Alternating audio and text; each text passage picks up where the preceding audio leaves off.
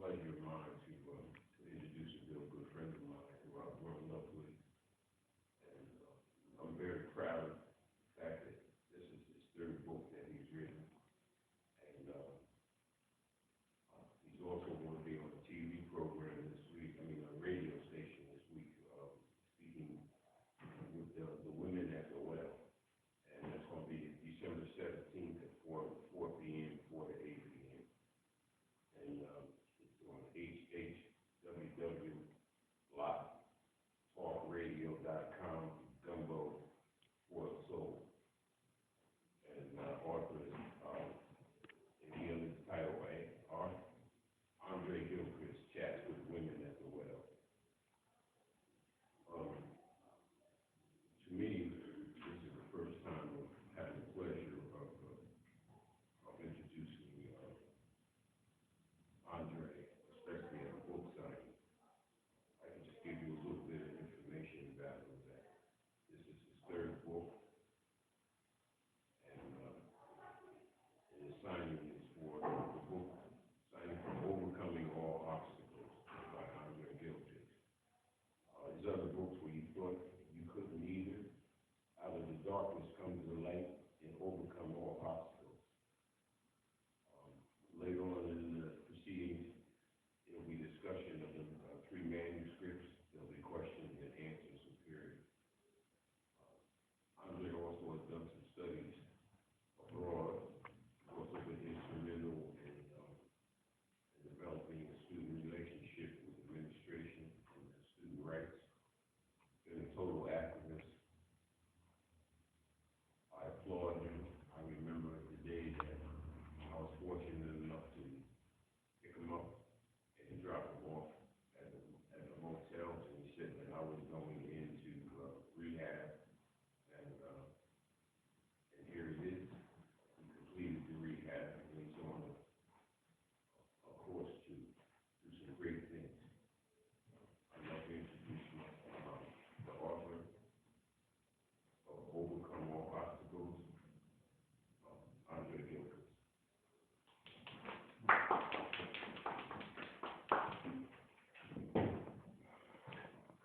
Thank you very much, David. First, I want to take a few moments and ask everybody to have a moment of silence for two of my aunts who have passed this year, who were very close to me and haven't been able, not able to miss it in the past.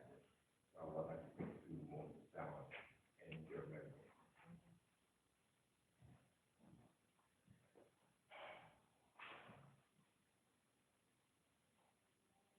Thank you. First, what I want to do is I'm going to read some excerpts from some of my books. The first excerpt I read is from my first book. You Thought You Couldn't Change Either. It came out in 2006. And it's in the back part on page 89, chapter on intimacy. And it says, like, how it all started. I remember growing up and noticing that even through my parents' love one another, there was not a great deal of intimacy involved. Even though they discussed everything that was to affect my brother and myself, there was no intimacy involved as a family unit. There was no holding the hand of a great expression of love within the family unit. My father came from a school of thought that believed actions spoke louder than words. Rather than say, I love you, I will show you by making sure you always have a roof over your head, that there will always food in the house where you can eat, and provide all of the other necessary elements that make life worth living. I think that part of the problem was that my father came from school of thought that believed that showing emotions was a weakness, especially at this time in American history, after American men have betrayed its image of undue strength and no vulnerability, because if you show any sign of weakness, people will take advantage of you. I think this is why at this time my father disciplined me, and I started crying. He was remarked that he was going to give me something to cry about. This is why at this time I made a promise to myself that no one would ever see me cry again, regardless of how much pain I was going through myself.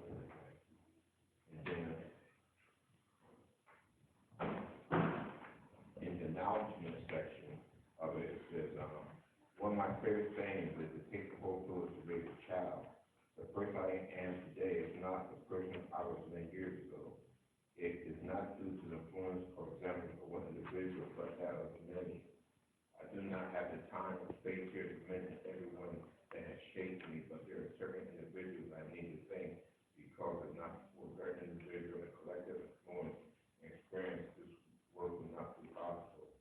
First of all, most important, I want to thank God because if not for his loving care and intervention in my life, I wouldn't be here today. I also want to give thanks to God for whatever writing ability I have been blessed to possess. It's only through God's loving kindness, grace, and mercy. And like that came from my first book, because it couldn't change either. My second book is called Our Darkness Comes to Light. That was published in 2009. And this one's a novel. And it's based on, well, on the back of it, it tells you, like, this novel follows the author's first book, You Thought You Couldn't Change Either. This is a true and accurate account of the life of Gilchrist. How the Darkness Comes to Light is a novel based on the fact that much of the book comes from actual facts, while other parts are derived from the author's life experiences and events the author has lived through. The background information in this novel is accurate. The author took an enormous amount of time researching information from family members still alive, documents that have been saved and passed on from one generation to another to have the story as true and credible as possible. The main action takes place in a fictitious town called Roseville, Michigan. The author, through much of his life experience during the course of the novel, covers the time period covering much of the civil rights area, stemming from ground with the Board of Education of Topeka, Kansas in May 1954, and to and influencing other events lasting to the race riots in North New Jersey and Detroit, Michigan in July of 1957. The novel touches on major events occurring in the present day, such as hijacking and terrorism. The main thing that the author is trying to touch on in this novel is that there is always hope, hence comes the name of the town Hopeville. The author believes that when we cease to believe in hope, we close the door to the future.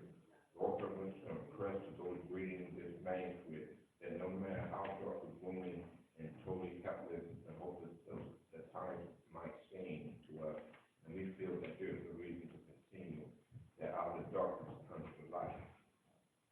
And like in the book, page 189, and in the epilogue,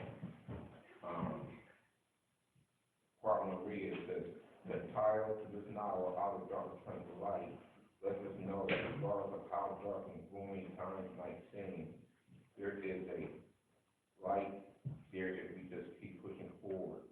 I always like to think of the days when they have pirates roaming the seas, and many times the only thing that they had to dive into safety and the shore was the light. It allows us to wonder what might happen if they had given up 1 minute before seeing the light. This story also lets us know that we never know where our glimpse of hope will come from. Sometimes it comes from the most unlikely sources. In conclusion, I hope that no matter what trials and tribulations that life puts in your path, you continue to look for the light. Like Frank and Ethel, many times their hearts might have been broken and their faith tested. They never give up hope. Like them, I hope and pray that you, too, will continue to live by faith and hope until it's time for you to give up the ghost. When that time comes, you can rest assured that you live the very best, and just maybe you might be a beacon of light for someone who's caught in the dark. And the last excerpt I'm going to read is from my newest book, Overcome All Obstacles.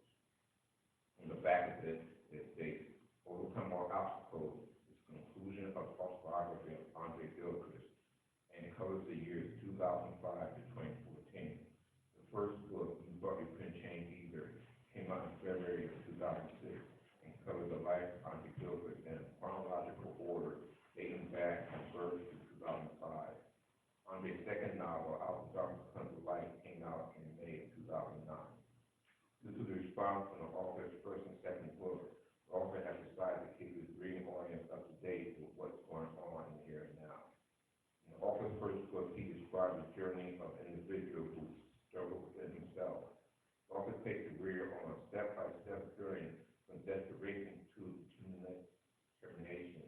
In this book, the author reaches a stage in his life where he is comfortable with himself and his life, but wants to point out that even at this point in one's life, one still has to deal with the trials and tribulations of life. It is important to the author to stress this point that it's not necessary to regress in order to progress. So firm grasp reality today and not what one might want it to be. The author wants to show his audience that it's possible to deal with life situations one at a time and always keep up front in mind that God will not put more on him that he can carry. And the motivation for writing this book was like a lot of people know, like I take dialysis. And my kidney doctor, when we was talking, we were very good friends. Like he supported me, he buys all my books and everything. And like he had told me there's a lot of books out there written by people, professionals about people in dialysis, but there's nothing written from a patient who actually went through it. And so like he talked to me and let me know that he thought if I would write a book about my personal experience going through the whole dialysis program, that it could help a lot of other people who might need to take dialysis, fearful because they don't understand the process, you know. And that's what I try to do in this book, like let you understand the process of dialysis. There's nothing to be fearful of. And the extra I'm going to read how I've overcome my obstacles comes from the Epilogue on page 91. In the process of writing this book, I have been afforded the opportunity to take a look at my present and past, and despite what obstacles have crossed my path, I have been able to overcome them.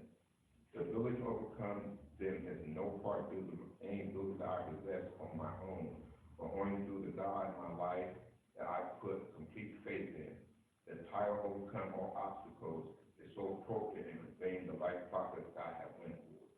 I have been afforded so many opportunities, gifts, blessings, chances to live a second life. I feel a moral and spiritual obligation to pass my experiences on to those that work within myself.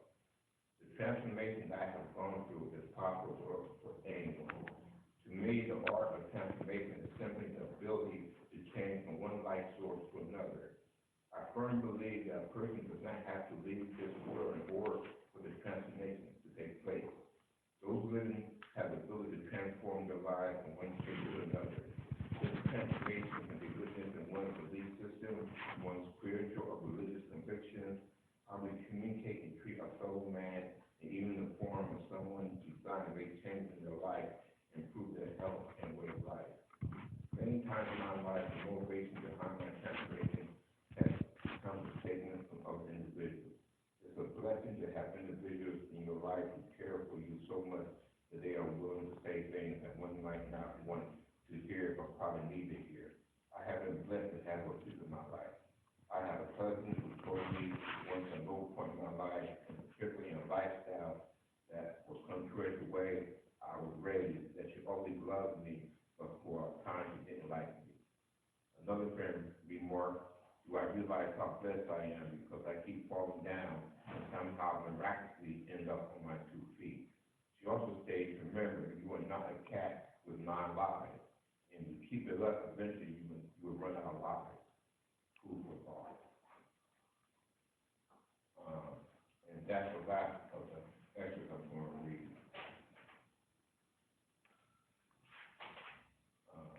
Now what I'm going to do is we're going to have a discussion on my manuscript and a question and answer period.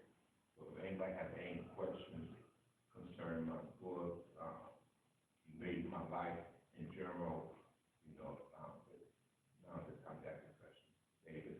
How long did it take you to decide that you wanted to write a book?